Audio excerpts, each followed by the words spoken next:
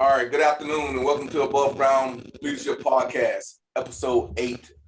Episode 8. This is a continuance of our Powell Leadership Primer.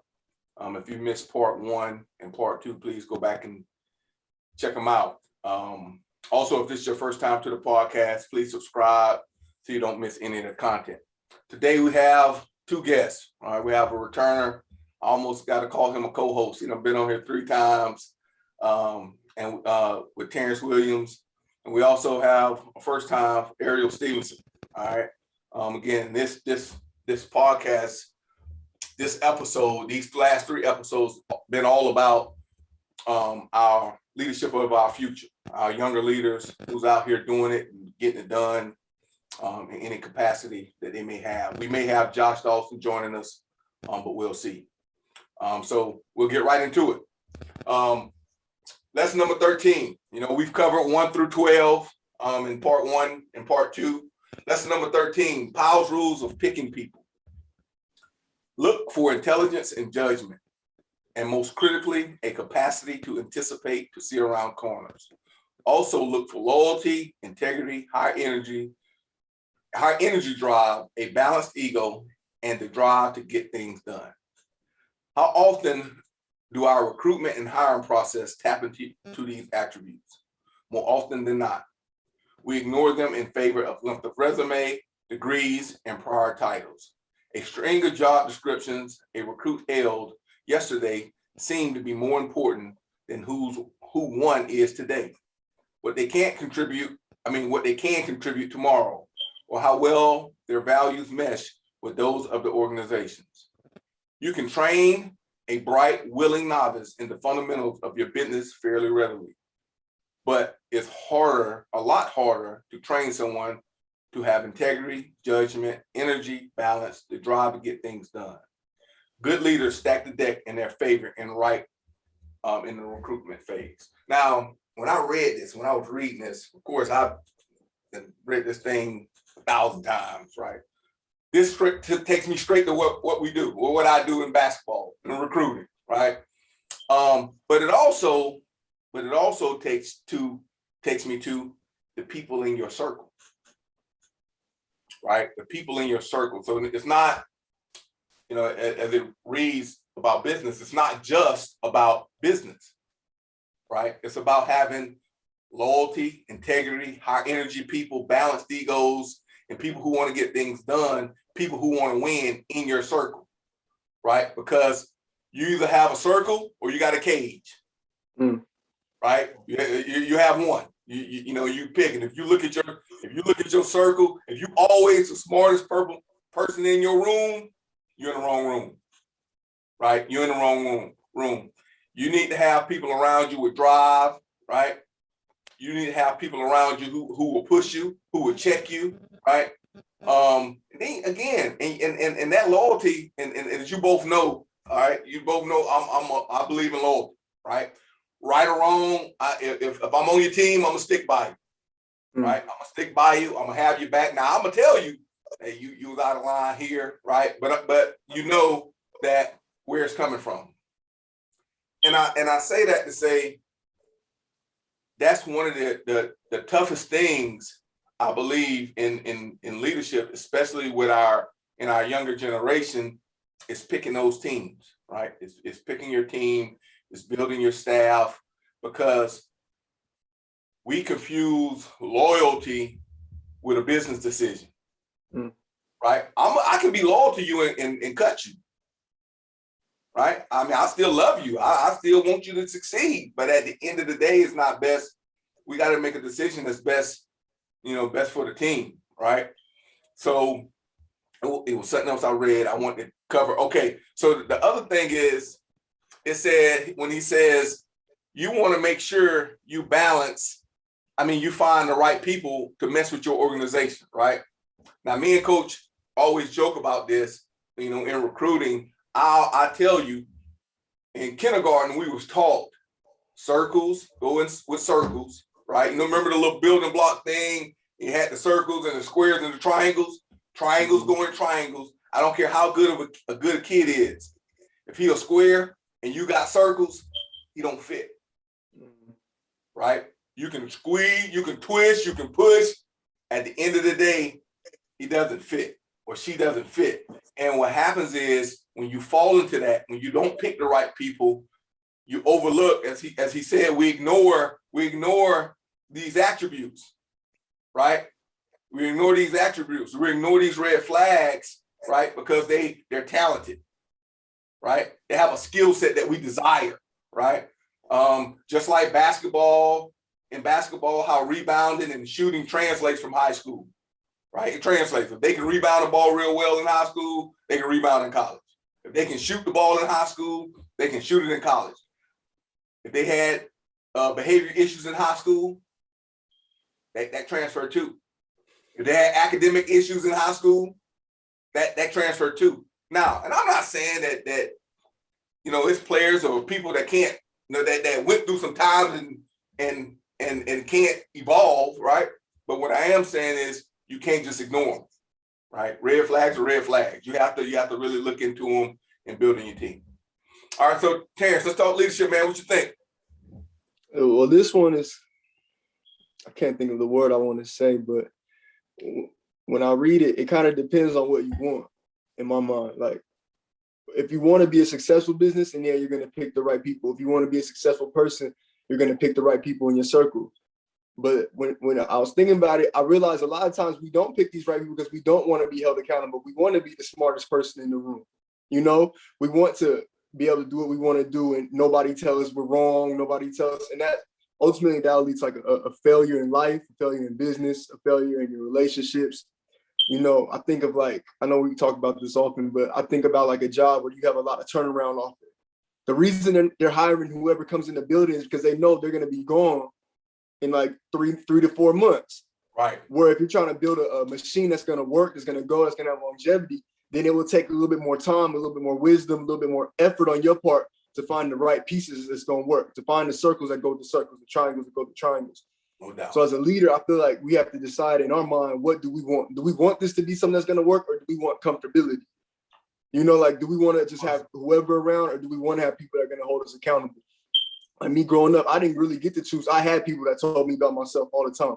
Right. And I'm thankful for that. I didn't like it a lot as a child. I didn't like it, but the older I got, I realized that's what I needed. I needed people who are going to be smart for me when I wasn't smart, who are going to be judgmental for me when I wasn't judgmental enough, Right. And then I feel like all those things that I learned are now inside of me. And that's why, I now understand the importance of keeping those type of people around me, and people who aren't on that same wave. Like, I'm really, like I said before, I'm not really around them anymore. So right. I think that's really important to have as a leader.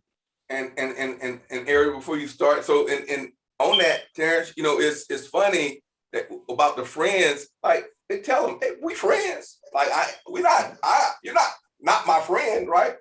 But right. As the saying, everybody can't go with you.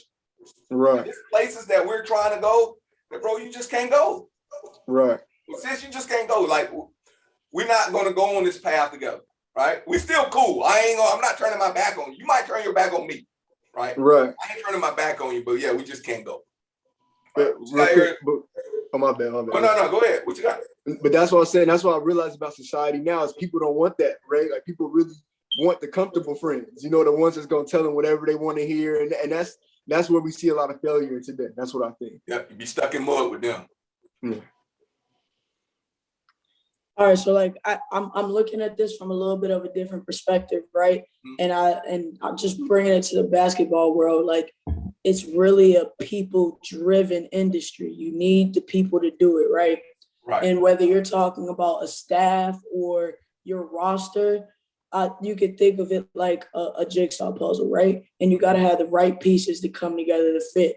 But what you can't do is take a piece from another puzzle, because that's a great piece, and try to put it into your puzzle, because it's not going to fit, right? And I think that's a kind of a great way to think about it, right? So I think when you have people that, that's your man, or, they've been here, and they will be great, they may not be the best fit for you, and you can't force that fit because it's not going to work well. And then just to continue off of that, I was kind of reading it, and it says someone that sees around corners You want to find and you want to have people around you that aren't just going to do like the minimum just to get by.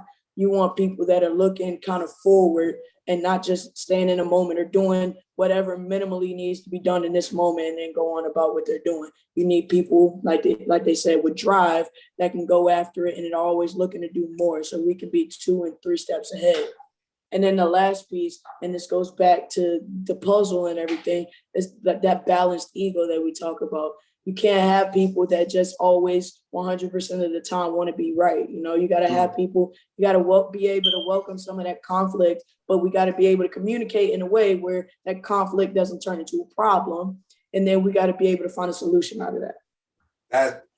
That's right on point. See, I'm mad you missed part 1 and 2. Right? I'm mad you missed part 1 and 2, but that you're spot on. And I'm gonna go to a couple things that you said. Vision, right? As a leader of whatever, right? As a leader, as you're picking your team, right? The first thing you have to do is make sure they understand your vision, right? You have to be able to understand that it has to be clear and concise. That hey, this is how we go. So, and Eric, you can think about in you played for me in coaching, right? I would give y'all the end of the play before I teach the play. I would say, hey, we want this shot. Yeah. Right? We want this shot before I teach the play, right? Mm-hmm. Because in my mind, that's me giving y'all the vision. So as we're working through the actions, you know, when we get to this point, we got to get, ball should be going up, right? So as you're building your team, you got to make sure everybody has the vision. The second part of that is you want to make everybody, once they have the vision, right? And you know, because you're gonna pick the right people. Once they have the vision, now they have the ability to just go try to run with it, right? Go have the drive to do it, and the next thing you said was ego. So then you have to let yours go. Mm-hmm. You know what I mean? So if I have, and we talked about this one on the last one, Terrence, if we have somebody who's a lead at something, and I'm not so, I'm okay at it, right? I got to let them be elite. Right? And I got to swallow my pride and say, hey, look, because at the end of the day, we're in this thing together. And lastly is loyalty, right? You need people. All right. So loyalty is, I'm making the decision. I need you to be so loyal and so tied in that if you don't agree with it, and when we're fighting a debate, I need you to fight it like I need you to fight it. I need you to tell me, no, coach, that ain't how we should do it. Or no, this is how we should do it. Or this, I believe in this. Now, you gotta be able to rebuke your point. You gotta be able to fight for your point, right? But when doing that, right, I'm gonna fight back and we're gonna get to a balance. Now, the next thing comes, here's the loyalty. We walk out the door. When we leave that room. It's whatever I decide. I need you to be on the court or be on the floor or be on, be in the pulpit, be in the congregation, whatever we decide, I need you to decide to act as you made the decision. Right. And I can see the biggest trip up I done seen in my 30 years of leadership is soldiers, coaches, leaders go out and say, hey, we got to do this, but coach, this is what coach want to do. Right. This is what the commander want to do. Right. And while they don't necessarily mean it, they're undermining the command. Right. Very important. That's a very important note to take along. That was really good. That was really good. We're going to move to 14. All right. 14. Great leaders are almost always great simplifiers who can cut through the argument, debate, and doubt to offer a solution everybody can understand. Effective leaders understand the KISS principle. Keep it simple, stupid. They articulate vivid, overarching goals and values, which they use to drive daily behaviors and choices among competing alternatives. Their visions and priorities are lean and compelling, not cluttered and buzzword laden. Their decisions are crisp and clear,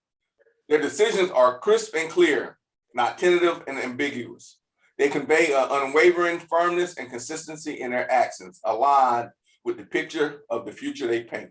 The result, clarity of purpose, credibility in leadership, and integrity in organization. That's kind of how I just explained how I teach in sports, right? How I teach almost anything. I really need, you have to be clear. You have to be simple.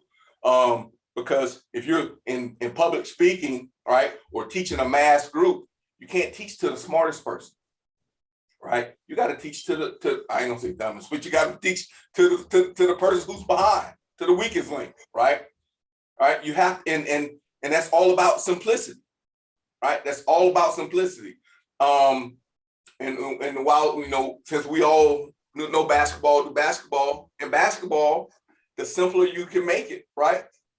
The more active, the more action you're going to get from your players, right? The more they think, the slower they're going to react, right? So as a leader, you really have to find a way to get to the point. I can tell you, as a warrant officer, and I will have people come in to brief or tell me something, and they get this long, drawn out message, and they trying to, I stop and say, look, what's the bluff?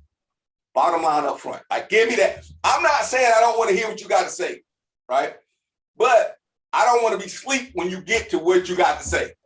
Right. Say your point first, right? Tell me what I need to hear first, right? And then come back. Then come back to your point. I mean, your background information, right? Come back to your background information, because I just believe when you break things down, when things are clear, right? When things are precise, everyone learns, everyone grows, and even you, right? Even you know, when I used to brief, I used to always go out and say, hey, sir, here, you know, the bottom line is this. All right, and here's how we got here. You know what I mean? And Terrence, in your pastoring, it could be, you know, your message may be this, but you're gonna hit them with what the message is about first, and then you're gonna go into your message. You know what I mean? Because you don't want people guessing, right? You don't want people guessing and that kind of thing. And just like, you know, in individual training, Ariel, and if we're working on footwork, right? We're working on footwork. I'm telling you before we start, right? So you should be able to do this, and this, right? And then we'll get into the breakdown. You know, we'll break it all the way down. And it's all about the you know, the kiss, to keep it simple, stupid. All right. So what you think about that? Well, I think even like, you know, in the Bible, like Jesus would say confusing things, and afterwards his disciples would pull him aside and say, what do you mean by that? And he'd break it down to them so they understood it. I think communication, a lot of times, especially in you know, pastoring and things like that, people dress it up as trying to sound really articulate and, like, you know, really like cool and make it sound majestic. But at the end of the day, you might make people feel good, but you don't want them to walk out and not know what you said. You know, like we feel great, but we're still confused on what to do with the information you gave us. I think that's one of the biggest failures that is actually taking place in ministries, that we have people who like sound really good, like for real, can get you hyped, get you jumping, but it's like, what did you say? And I always felt like communication isn't about what I'm saying, it's about, did you understand what I said? I've always felt like it was a two-way understanding. Like, you can be talking, but if the person I'm talking to doesn't receive what I said, then pretty much what I said is void.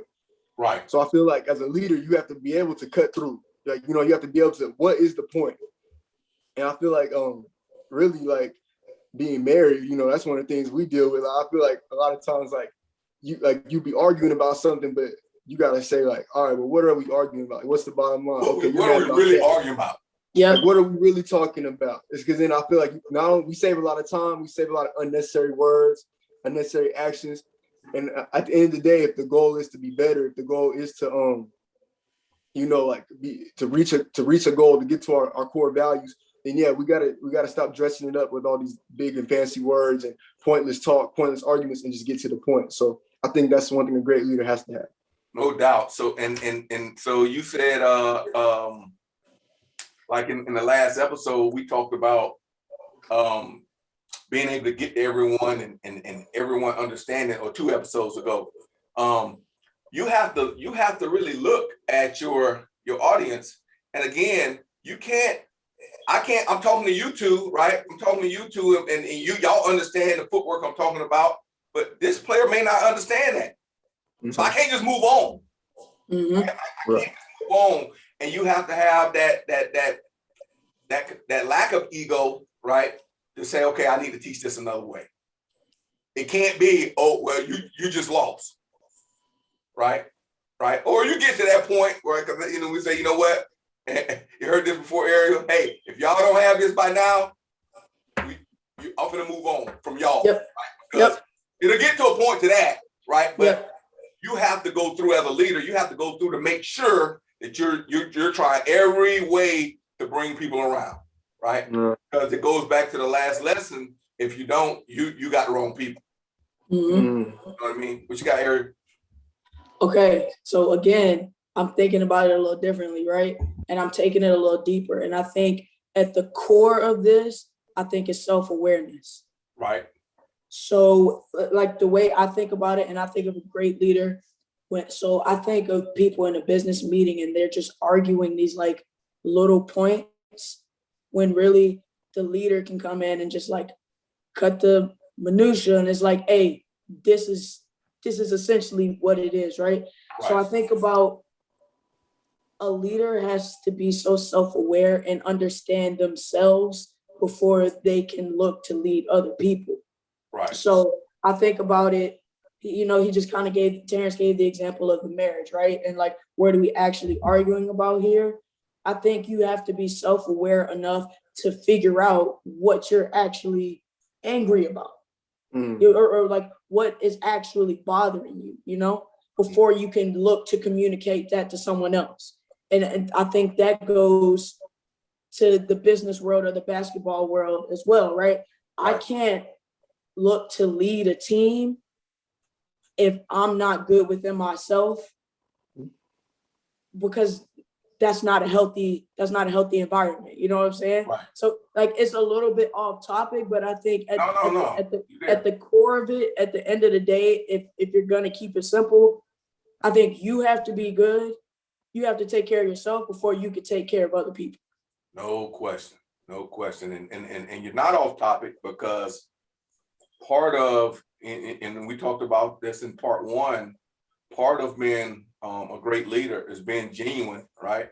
And being who you are all the time. I just listened to this Jay-Z, it wasn't a podcast, it was an interview, right? And one of the things he talked about is he's proud of how he can be who he is, and he made it by being who he is. And he can walk into a room and be him, right? You don't have to put on another hat.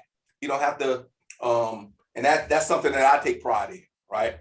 If you see me out with me going to Ray or the family, you ain't gotta approach me in a different way, right? Whereas if you see me at work in the gym, right? Or you saw me in uniform as a soldier, you didn't have to approach me, and that's all about the simplicity, right?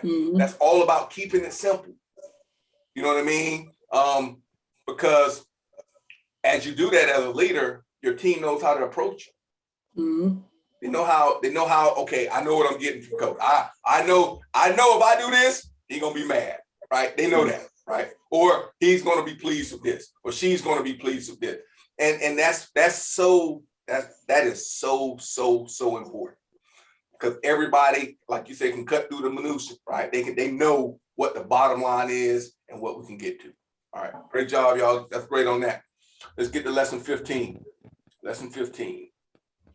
All right, this is one of my favorites. I kind of hit on this one in the last on part 2. Part 1, lesson 15. Use the formula P equals 40 to 70, in which P stands for probability of success, and the numbers indicate the percentage of information acquired. Part 2, once the information is in the 40 to 70 range, go with your gut. All right, don't take actions if you only have enough information to give you less than 40%, a 40% chance of being right. But don't wait until you have enough facts to be 100% sure, because by then it's almost always too late.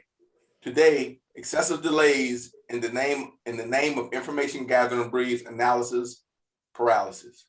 Procrastination in the name of reducing risk is actually increasing risk. So this one here, I live by. Like I firmly live by.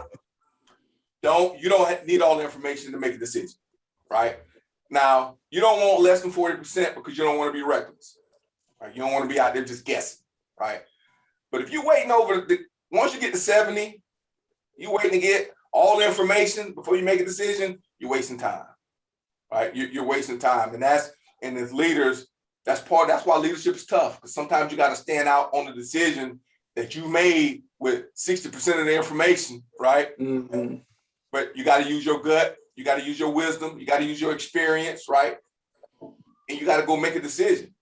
And see, people will go out and just wait and wait. I call it the aim syndrome, right? They'll want to make a decision on their business future. They'll want to make a decision on their sports future. They'll want to, and they just aim, and they just aim, and they just aim, and they just aim, and then finally those opportunities close. Mm-hmm. You know what I mean? Those opportunities go away. Now I've watched the kid have offers, and they collecting offers like their shoes, right? I say, man, at some point you got to pick a school. Mm-hmm. Guess what we're doing? We're gonna recruit over you. Like the recruiting ain't gonna stop. It'll stop when you tell me you coming. Mm-hmm. When you sign, coach, I'm there, right? But until then, the recruiting still happening. So while you waiting and waiting and waiting, I'm still calling, and you just miss, right? And in the business, the same way. And education, right? So man, I want to get my master's, or I want to get my doctorate. I want to do those. Well, how much does it cost? How long will it take? Listen, you got the information. If you want to do it, just start. Just start, right? And then when you start it, you'll be able to finish. All right, what you think? Yeah, no, that's everything you said is so true. I love that says analysis paralysis, because I feel like, man, it's been so sad. My short little life. Like you see people who are in there. Like I used to work at Amazon, and I'm just like, man, there's no way that like it was the purpose of their life was to be 60 years old working at Amazon. I just can't. It just doesn't sit right with me. Right. You know what I mean? And I just wonder like what was the missed opportunities, or maybe that's the best opportunity. I don't know the end of it, but I just feel like you can't be scared in this life. Like, you know what I'm saying? We don't got much time here. We're gonna be gone before we look up. So if you're gonna wait around waiting for the right time for everything or the perfect chance, you're gonna miss a lot. And honestly, and I said this in a few episodes ago, like I had to work on that myself, and not in that way of being scared, but sometimes taking time. Like in my younger days, I was quick to jump on something like this is what we're doing, let's go. I'm not looking at no data, no information, no nothing. I'm in the car driving. Right. And then as I got older, I was like, okay, maybe you needed like 40% to 70% of information, you know what I mean, before you end up in a situation you can't get out of. But one of the best things I ever heard, and this from a pastor I listened to, he always said, you know, it's okay to be scared, but you got to do it scared. Right. You know what I'm saying? And when I heard that, I was like, oh, okay, so my nervousness is normal. Like my fear of the outcome of this is okay, but I can't let that stop me from going. And once I heard that, it was all go from there. So yeah, it's just, you know, get the information, go with your gut, you know what I mean? Have faith it'll work out. That's it. So man, that's powerful. So I'll say this quickly. Work hard, you know, and I say this for people who working in their 60s and their 70s. Well, first of all, it's a blessing for them to be able to do so. Right. However, I tell my kids, if you don't work hard now, when you're young and able-bodied, you're gonna work hard when you're 60.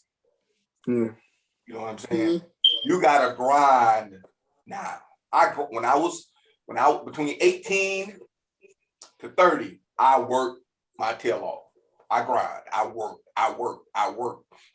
You know, and here's something put in your pocket. For 23 years, I was in the military, right? I worked 2 jobs every year, except 3. And those 3 years, I was in Iraq, right? And it was because not necessarily I needed the money, right? I wanted to set myself up for success later. You know what I mean? You have to grind while you can, right? You have to grind while you can. So go ahead, Ari, what you got? Like as we were talking through this, like and going back to self-awareness, I realized, this is something that I struggle with, because I am pretty analytical and strategic when I'm going through my decision-making process. And sometimes, as we just talked about, like that can take a while and it can be more hurtful than it is beneficial. Right. And then I think at the end of the day, what it comes down to is having the courage and the confidence in yourself to make that decision. I mean, no one knows you better than you. So me in 24 years, like I can ask my closest people, I can ask my circle for advice all I want to, but at the end of the day, I know the decision I want to make. I just got to pull the trigger. Right. So, and the key to it is this: you have to be able and willing to live with your decision. Because we have to get past the point of, I gotta make the right decision, right? You might make the right decision. You might make the wrong decision, right? You got to have the information to be able to live with your decision. And if you're living with integrity, living with some honor, right? Your character's in the right place, your moral compass is lined up. It's okay to be wrong sometimes. It's okay to, boom. I know in my coaching, in my professional career, in my life, my personal life, I made some decisions, right, that probably wasn't the best, wasn't the right ones, right? But at the same time, I didn't make any, all right, that I can't live with. I don't do things out of spite. I don't even with people that I probably should have crossed. I don't cross people, right? I don't burn bridges. You know what I mean? Just because at the end of the day, it's that reflects more on me than it does them. You know what I mean? All right, yeah, that's great discussion right there. Great discussion. Number 16, lesson 16. The commander in the field is always right. The rear echelon is wrong, unless proved otherwise. Too often, the reverse defines corporate culture. This is one of the main reasons why leaders like Ken Iverson of Nuclear Steel, Percy Barnevik of ASEA, Brown Bavaria, and Richard Branson of Virgin have kept their corporate staffs to the bare bone minimum. How about fewer than 100 central corporate staffers for global 30 billion plus ABB, or around 25 and 3 for multi-billion Nucor and Virgin, respectively. Shift the power and the financial accountability to the folks who are bringing in the beans, not the ones who are counting and analyzing them. Now, this is when I remember first reading this years and years ago.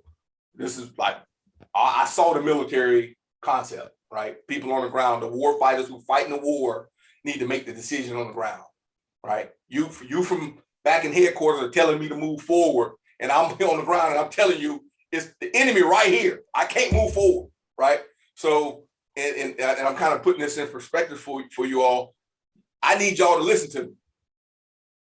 I don't need you to tell me, hey, I gave you an order to move, right? I need us to compromise and figure out what's going on. Now, how does that relate to us, right? In business, right? In business, the people, well, I'll go to sports first. In basketball, right? Assistant coach, he or she is with the players every day. They have a perspective that you don't have, right? They really understand. The GA have a perspective that you don't have. The manager got a perspective that you don't have. You have to be able to talk to those people, right? In your church, Terrence, it's people in the congregation that remember I told you, we talked about before, it's leaders in the congregation, right? That don't have a title. They have a perspective. The people who's on the ground is right. If it's a and we can't confuse this with with doctrine or the standards. If the standard, if the standard is the standard, that's what you got to do. You got to do. What I'm talking about is we have a conflict on how we should do something or how to affect something. Yeah, I'm gonna use my experience. I'm gonna use this, but I can't be so rigid, right? I can't be so rigid that I don't listen, right? I'll take in that information. You got to be willing to take in that information as a leader and say, okay, all right. So you say, the play. This is their feedback. All right. Well, and I may say, hey, well, I get it. I understand that, but we can't do that. Like, it might be against the rules, or we can't do this because of this. But I just can't blow it off, right? Because as I said before, when you shoot the messenger, you stop getting messages. Mm-hmm. You know what I mean? When you shoot the messenger, you stop getting messages. Terrence, what you think? Yeah, no, I think it's just giving the respect to the people who are in the field. Right. Like even if I'm in the pulpit, you in the congregation, I gotta realize that you the one that I'm preaching to you. Right. You know what I'm saying? Like I'm trying to give you something that's gonna help your life. Ultimately, I'm not up here to make myself feel good. I'm not up here to make myself feel like I'm doing something. I'm here to help. Right. So I think as a leader, you gotta be willing to like we talked about before, like find those people that you respect, find those people who are doing what the right thing, people who are trusted. Like, yo, what's going on? What do you see in the field? What's happening in the world? Like, what are the things that like I'm saying one thing, but you're saying it's this. So what let's come to a compromise. Like, what is, because I feel like if the goal is to be, like you say, elite, then we're not here to make ourselves feel good and make other people not feel good. We're here to get the best, get to the goal. So that's how I feel. Yeah, no doubt. And as we said before, being elite, you gotta turn over those stones. You gotta look under all the rocks. You gotta check those things. And as you're checking those things, as we previously mentioned, I think in lesson 13, about having good people, right? And you check those things because it's not the brochures, right?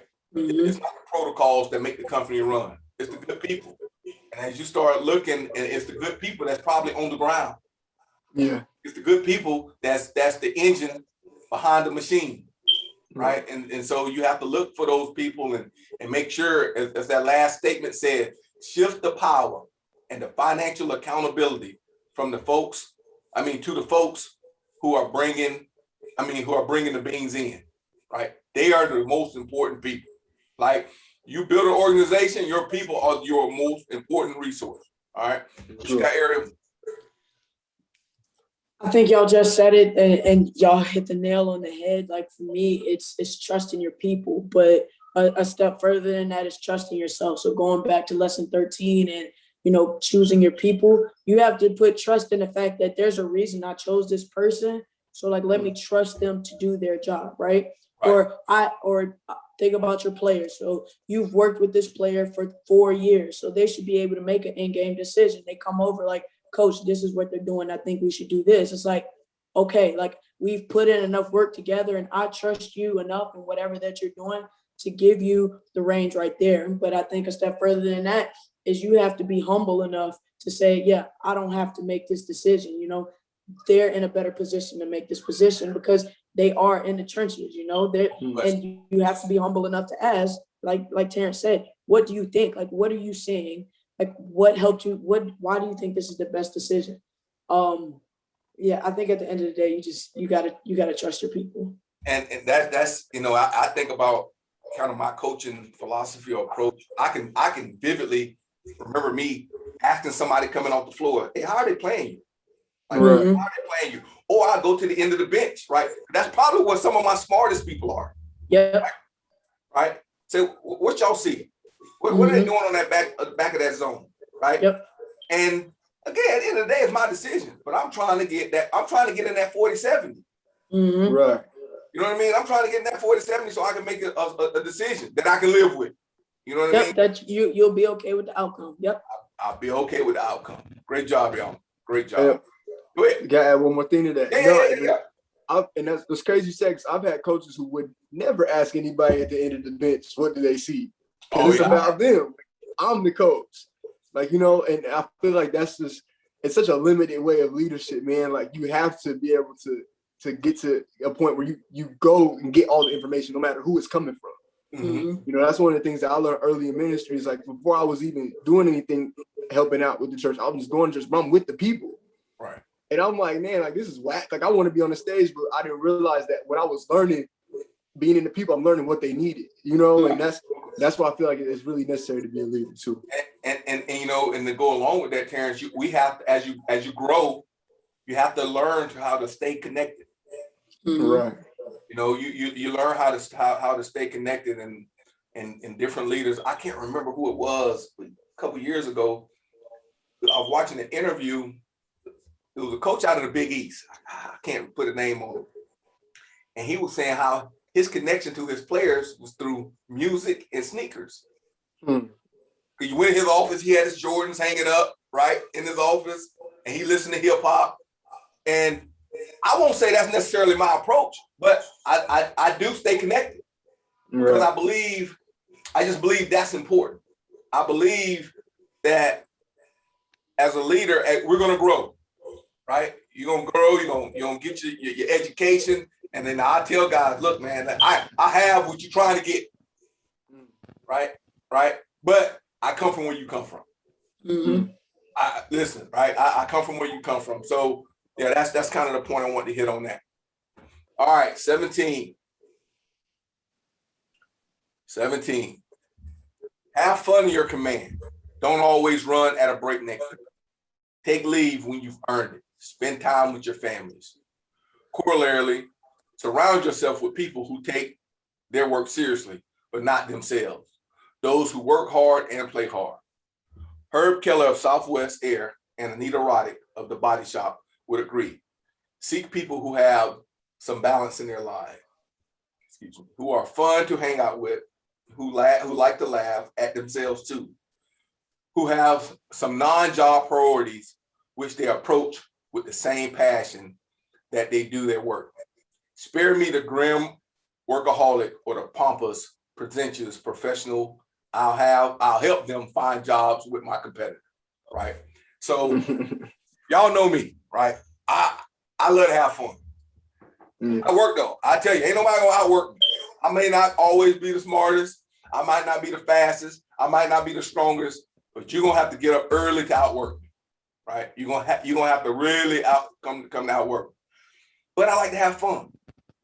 I'll joke in the middle of a situation in the game where we probably like make y'all like, what coach talking about, right? I'll do those things, right?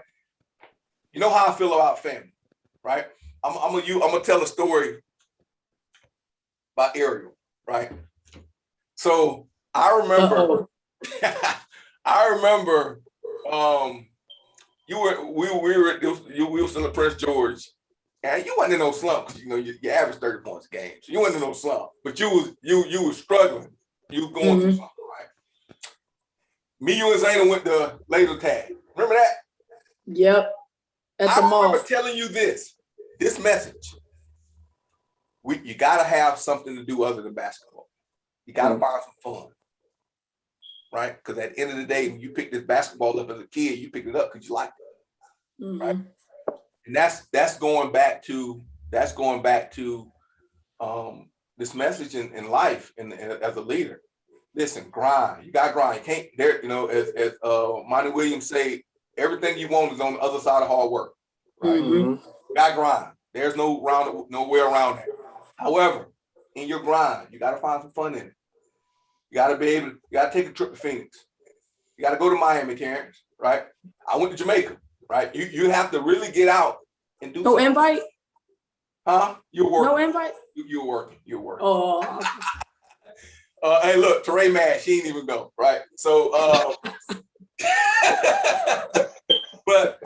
but you have to work and play hard. You have to do those things, and then but not only you have to do them. You got to make sure your folks, your team, sees that you're doing them.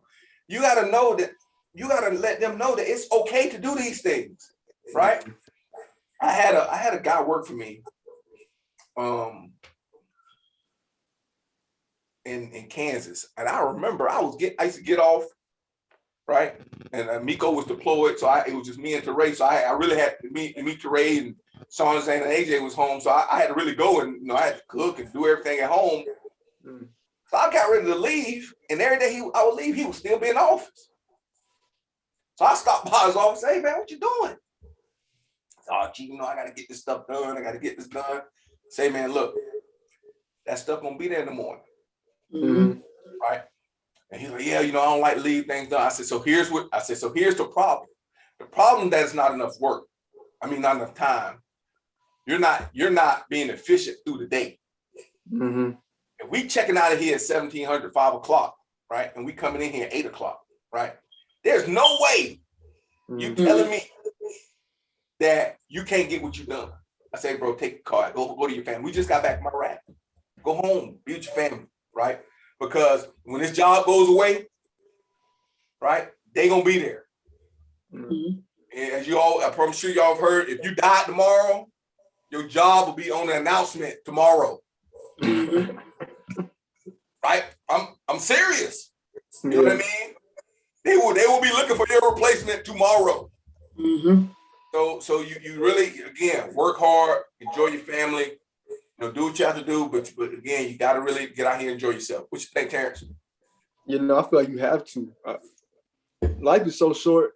I feel like we think like we have all the time in the world, but we're really gonna be out of here in a second. Like if you look at it, like nobody has made it out of here alive, right? Right. So when you take that in consideration, it's like it just lowers the stress level a little bit. Like, what do I have? What's important? Like even me, like sometimes I gotta just take time to look at the sky. Like that's how I do. Like that's like my reset. It's like, yo, have you looked at like the earth lately? Like have you like looked at the trees? Like look at the birds? Like do you take time to do that kind of stuff? Because we get so caught up in like our day-to-day routine, where we want to be, where we want to go, what we want to do. Like you guys just sometimes sit down and just enjoy life. Like when I was in Oregon, I went to this church. It said their slogan was like, we take Jesus seriously, but we don't take ourselves too seriously. And I love that because like, I just like, I can't be around people who's just like it says, the pompous, pretentious professional all the time. I can't do that. I'm a down to earth dude. Like I'm gonna laugh with you. I'm gonna joke with you. Like we're gonna have fun. We're gonna enjoy ourselves. If you just always 24/7 serious all the time, I'm like, I can't. I'm a little suspicious of people like that. Like, how are you so serious all the time? Yeah, man, I don't want to hear that. Right.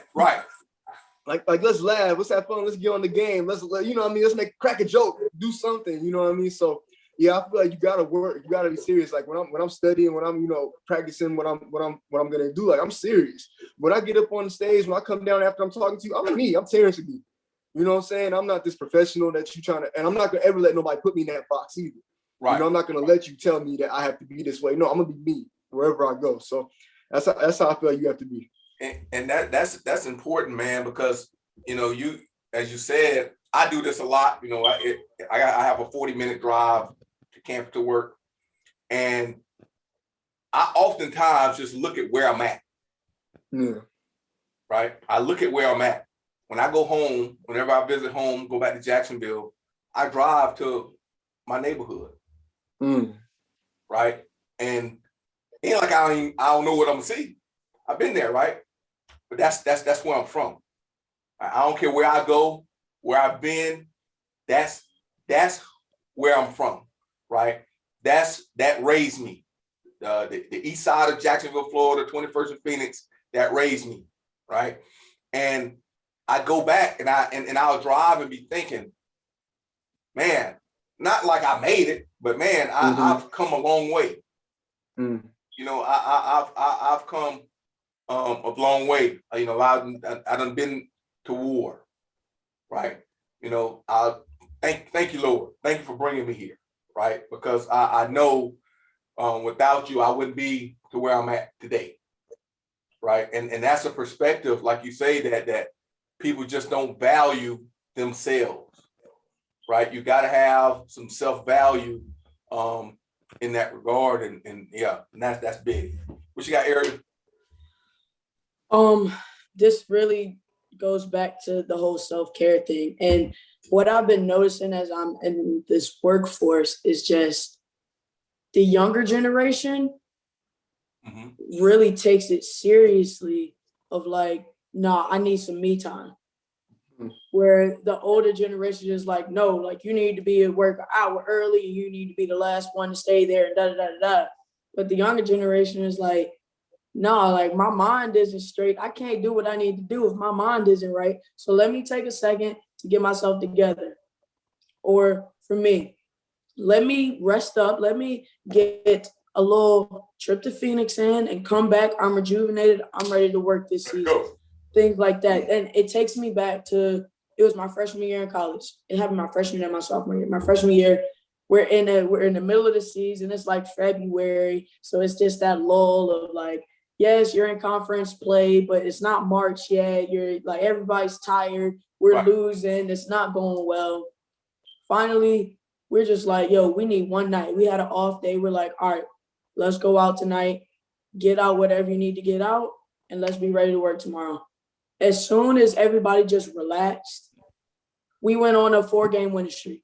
Right, I remember. It was just that simple of just like, just relax. Like everything is gonna be okay. And then just to you guys' point, I actually, so the lady that does my hair, I reached out to her. She just got married, so I sent her a text message, congratulating her. And she was just telling me that like, I need to really take a moment and truly live in the moment. She was like, you're standing in rooms that you never imagined when you were younger. Like you're in a position that you never thought you would be in 6 months ago or 10 years ago. I never would have thought that I would be in this moment right here. So it's just taking a moment to appreciate everything that you have going on. Amen. That it's all about, it's gratitude, and it's just being able to take a step back, and it's all perspective. Like just take a minute, because there are people out there praying for the position that you're in right now. You know, that's so powerful. That's very good advice that she gave you, because it's 200 plus jobs that you have that's at your level, right? 200, 300 plus jobs at your level that people want, that people would die to have, like that people would take less money just to get the opportunity, right? Yep. You have to really, you know, like say, take a deep breath, right? Look, right? And we talked about this in part 2. You know, that slogan of enjoy the process, trust the process. Important part of that is live in the process. Don't get so consumed with the end state, because there's a lot of that was part 1 we talked about it. There's a lot of stuff that's happening in your years that's happening before you get to the end state. Right? When you get to the end state, right, it's a lot that you learned at 24, right? That when you get 30, it's going to be stuff you learned at 25, 26, 27, 28 that you need to be visible and understand that you learned that, right? The other thing with this, right, is you have to find that place for you, right? You know, I game, right? I game. Like I tell people, I got 2 degrees. I'm a polished leader. I'm a soldier, but I get on my video game. I game. That's what I do, right? Yep. That's my place. I work out, right? When I finish with y'all, I'm gonna go run and go to the gym. I work out. That's my place, right? And you have to allow people to find their place. Now, I find my place around my work. Yep. You can't expect your work to find the place around your energy stuff, right? But you have to go out, and then you have to be genuine, right? So if whoever I work for or whoever I work with, or who, you know, they know who I am. They know if I get a break, right? And I'm lucky that, you know, like Walt, he runs too, right? So we're liable to be we'll have a couple hours off, and it won't say that, but we will both be out there running together. Oh, you out here too? But you have to find your place and find your energy, and set that time aside and be genuine in who you are. Okay, good job. That's good. Lesson 18, the final lesson. All right, this command is lonely. I sent this to KJ this morning. All right. Command is lonely. Harry Truman was right. Whether you're a CEO or the temporary head of a project team, the buck stops here. You can encourage participative management and bottom-up employee involvement, but ultimately the essence of leadership is the willingness to make the tough, unambiguous choices that will have an impact on the fate of the organization. I've seen too many non-leaders flinch from this responsibility, even as you create an informal, open, collaborative corporate culture. Prepare to be lonely. Listen, especially for you guys.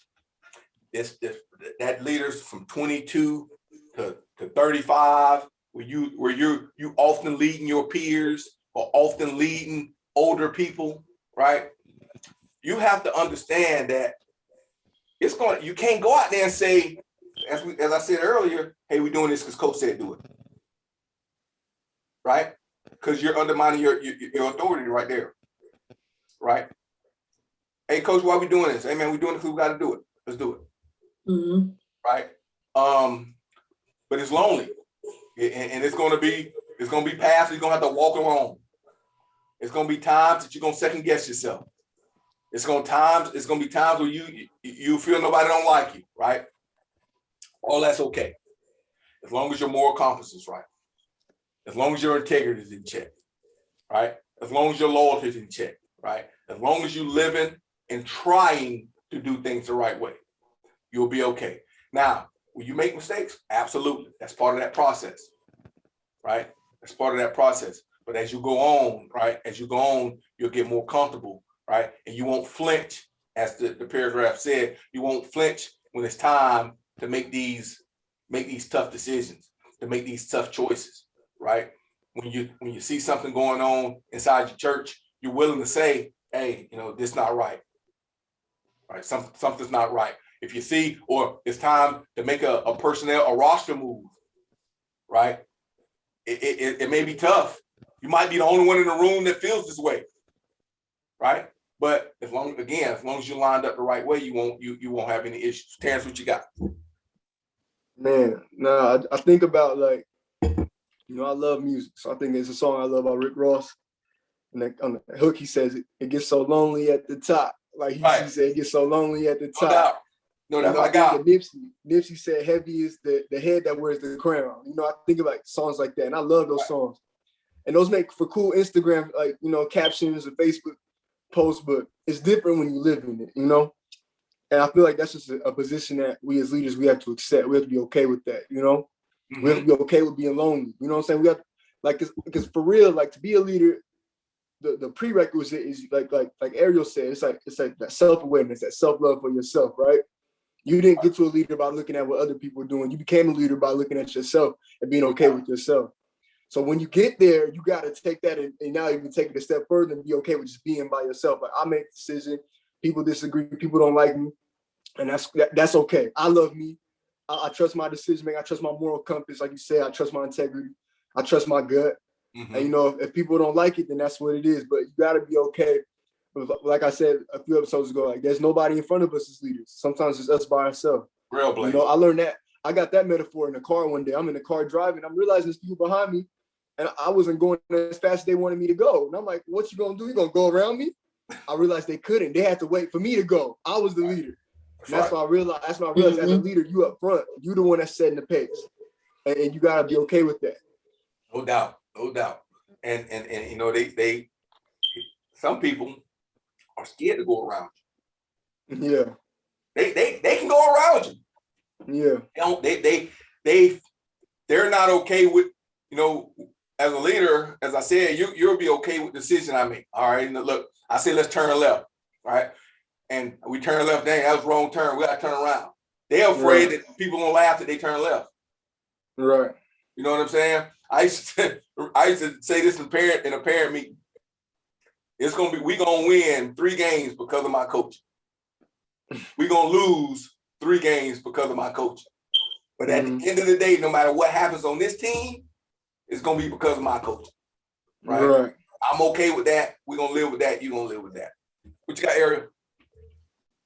All right.